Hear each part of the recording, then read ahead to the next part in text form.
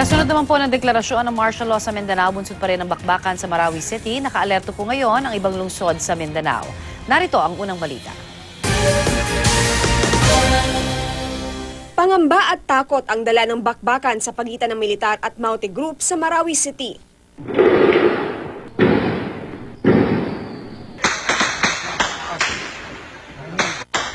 Sunod-sunod na mga pagsabog at putok ng baril. Kwento ng mga residente, nagkalat ang mga watawat ng ISIS at armadong lalaki sa lungsod.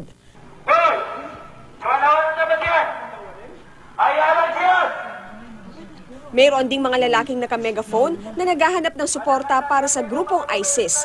Kaya naman gano'n na lang ang takot ng mga residente na wala raw magawa sa sitwasyon. Ito, nasa bahay kami, nakakulong kami. Natatakot kami lumabas kasi may mga ISIS na nakastambay dyan sa mga labas namin. Ito raw public hospital, nakuha daw ng ISIS. Kaya nagpakalat na ng karagdagang pulis ang ARMM Regional Police sa Marawi City. Ayon kay ARMM Regional Police Spokesperson Senior Inspector Marcili Manzano, isinara na ang lahat ng kalsada papasok at palabas ng Marawi. Lahat nga raw ng available na miyembro ng Regional Public Safety Battalion, ipinadala na doon para matiyak ang seguridad ng mga residente. Kasalukuyan ding walang supply ng kuryente sa lungsod habang nakablock ang cellular signal. Naka-full alert na rin ang kapulisan ng Zamboanga City kasunod ng bakbakan sa Marawi. Ang mga pulis, todo bantay sa entry at exit points ng lungsod.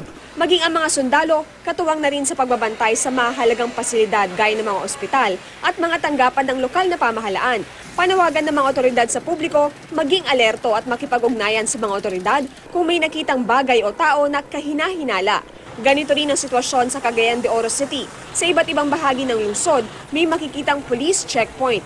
Kabilang sa mga binabantayan ang mga entry point na pwedeng daanan ng mga nais manggulo sa lungsod.